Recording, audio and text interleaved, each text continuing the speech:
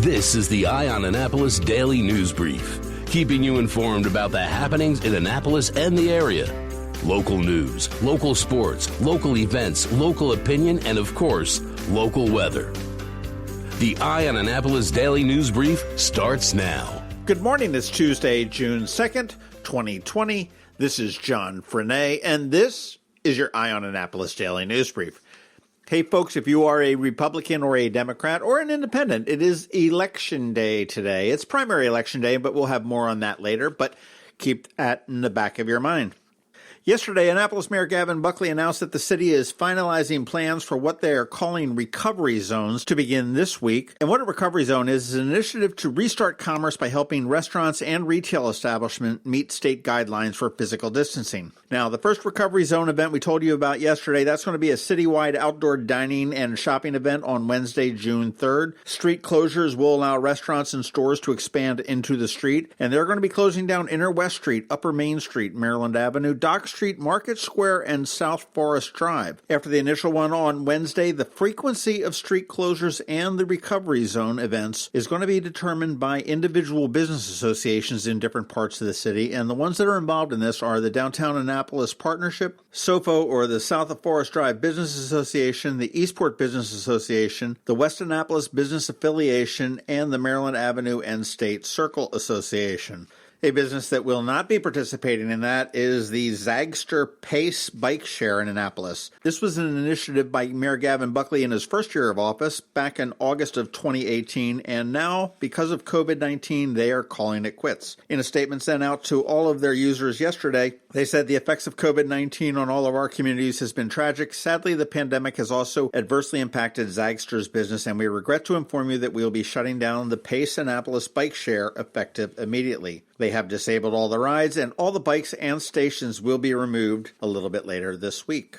About a month ago, we told you that the Greene Turtle was leaving in Annapolis, and actually it's going to be replaced by a wine bar called Smashing Grapes, and they're well underway with renovations on that, and it looks to be a July 1st opening there. But the Baltimore Business Journal had an interesting article with the CEO of the Greene Turtle, the parent company of the franchise, because they just pulled out of Baltimore and said they're still looking for Baltimore locations. But what really sort of piqued my interest was that they said that they are actively looking to re-enter Towson and Annapolis in the near future. So we may not be out of a Greene Turtle here in Annapolis. There may be a corporate-owned one coming back in, and I have an idea just where that might come in. I think it might come into Chewy's. Annapolis Mayor Buckley has announced a new initiative called #Masks, the number 4, Annapolis. What they're looking to do is to have people sew 1,000 adult and 1,000 children's masks this summer. And in a statement, Buckley said, "We are asking people to help out by sewing masks, and I know this will be successful. Be creative and share the love, not the virus." The Mask for Annapolis contest is going to run from June 1st to July 31st, and it's going to help provide the Office of Emergency Management with the masks they need. It is a contest, so they will have designated drop boxes throughout the town, and there will be weekly winners for most Annapolitan, most Maryland, most patriotic, most creative. Buckley, OEM Director Kevin Simmons, Senator Sarah Elfreth, and Rob Levitt from Creating Communities are going to be the weekly judges. And the grand prize, when it's all said and done, is a 2-night stay at the Hilton Garden Inn in Annapolis with dinner for 2 at Kitchen on West Street, which is their restaurant down in the lobby, and dinner for 2 at Latitude 38. You can find out more information at annapolis.thekitchenandbar.com/masks for Annapolis, and that is the number 4. And this is kind of a bummer, but puzzling bummer. In a Facebook post yesterday afternoon, the Maritime Republic of Eastport posted, "With an empty pint and a heavy heart, we, the MRE, must cancel this year's tug. Don't worry, this is just to give Annapolis proper more time to prepare for the next time we go to war. So fly those MRE flags with pride because we get another year to celebrate our victory. Hashtag Up the Republic, hashtag Eastport, hashtag Annapolis, hashtag COVID-19, hashtag social distancing, hashtag MRE Tug XXIII." This is in early November, so I'm not sure why this is being canceled quite at this time. Seems a little bit premature, but unfortunate because that is always such a fun event. And finally, as we wrap up the news, Not really a fun event, but it is one that you must participate in if you have not already. It is primary day. It is primary election day, and you do need to get out and vote if you have not done it. Everybody should have received their primary ballot in the mail, and when you mailed it back, you had to have signed the outside of the envelope, which is the oath saying that it's all legitimate and everything else, or it won't be counted. If you want to mail your ballot back, it must be postmarked by midnight tonight. But you can also drop it off at the drop boxes. There are several around the county, or if you want, you can vote in person. The voting hours are 7 a.m. to 8 p.m., and here are the locations. All of these locations have voting machines, so you can vote, and they also will have drop boxes where you can take your completed ballot and drop it into a secure location. Once again, the hours are 7 a.m. to 8 p.m. at all of the locations. The Odenton Regional Library, the Glen Burnie Regional Library, the Severna Park Community Library, and the Roger Pip Moyer Rec Center here in Annapolis. Again, they all have boxes. They all have machines to vote as well. Hours are 7 a.m. to 8 p.m. You can also go up to the Anne Arundel County Board of Elections in Glen Burnie. That is a drop box only. You are not able to vote there. It's absolutely critical to vote. We've got some really important races that will impact us for a long time here locally. Notably, it would be the 6-way race for Circuit Court Justice here in Anne Arundel County. Different districts have different school board elections. Get out there and vote. All right, that does wrap up the news for us today. Please make sure you're checking out eyeonannapolis.net throughout the day because we do update these stories and more throughout the day. Let your friends and family and colleagues know how to get a podcast, how to download a podcast, and how to subscribe to this one. You want to hang tight? We do have George Young with your local DMV weather forecast. He's coming up in just a minute. And I also have a little bit of an opinion piece about the importance of shopping locally. You want to hang out for that? All of that is coming up in just 1 minute, but first a quick message from Solar Energy Services. Hello, Marylanders. This is Rick Peters from Solar Energy Services in Millersville, Maryland, wishing you good health and a rapid return to prosperity. Uncertainty is one of the hardest parts of our current situation. As we move towards our new normal, you may want to consider adding more certainty to your financial future by locking in the low cost of clean solar energy. The economics of solar are tremendous, and there's no better source than the trusted team at Solar Energy Services. Residential solar projects typically earn the homeowner 8 to 12% annually over the life of the system, with even better returns for commercial systems.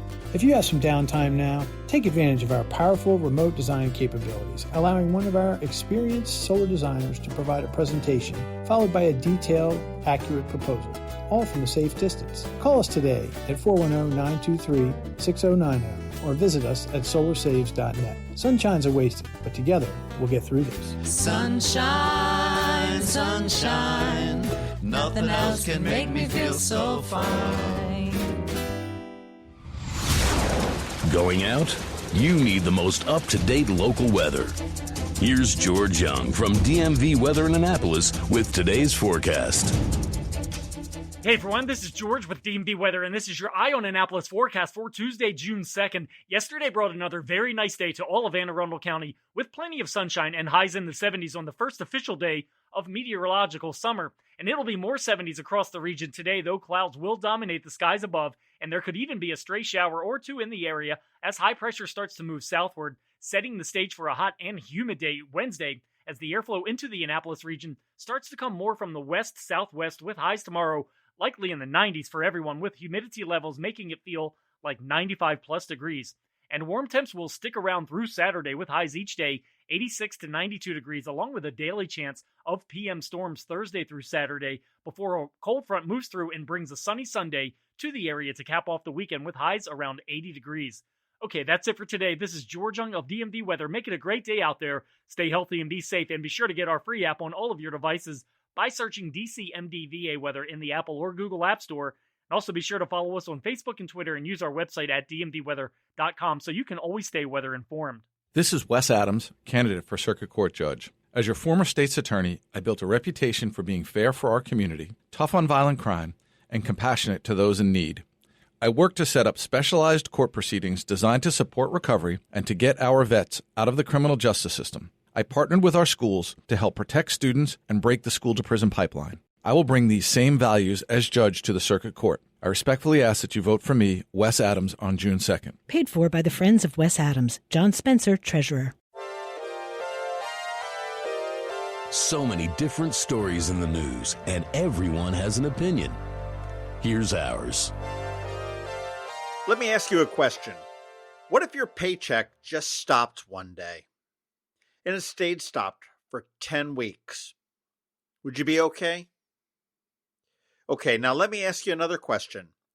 How would you be if your paycheck came back again in week 11, but was only 25 to 40% of what it once was? That's crazy, huh? Well, those are the very real numbers that restaurants are facing now that we have started to reopen the economy. Put it another way, whatever metric you want to use, sales, profits, number of customers, meals served, employees hired, this year is likely to be 25 to 40% of what it was last year. I don't know what the percentages are for other types of businesses, but you can assume that it's significant and probably very similar. Occupancy in all businesses is being limited. Costs for all businesses are rising. PPE to include barriers, cleaning, disinfecting, masks, gloves, signage, training. I'm sure there's many more costs than I can even think of. If there ever was a time to support local businesses, this is it. Let's be real. Apple is going to be fine, but your local computer repair shop may not be.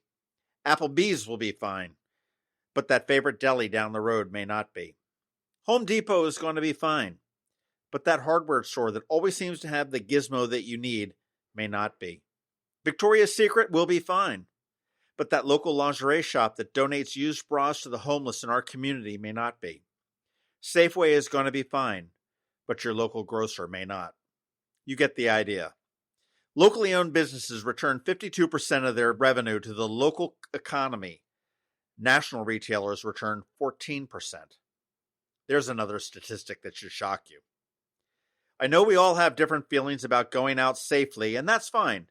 But when you do go out, please, please, make a concerted effort to support locally when you can. When you want to head to Amazon, head to KB True Value instead. When you want to go to Apple.com, take the drive up to Severna Park and go to Macmedics.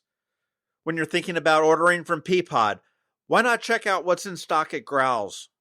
When you want to go to Zales.com for a ring, go to Zachary's instead.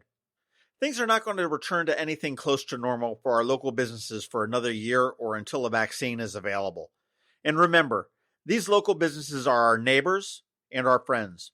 They employ our kids, and they're always willing to lend a hand with your latest fundraiser for middle school or high school or whatever it is that you're involved with. When was the last time Amazon did that for you? Shopping locally is very easy if you think about it. This is our community. This is our new world for now. And it's our responsibility to do what we can to save it.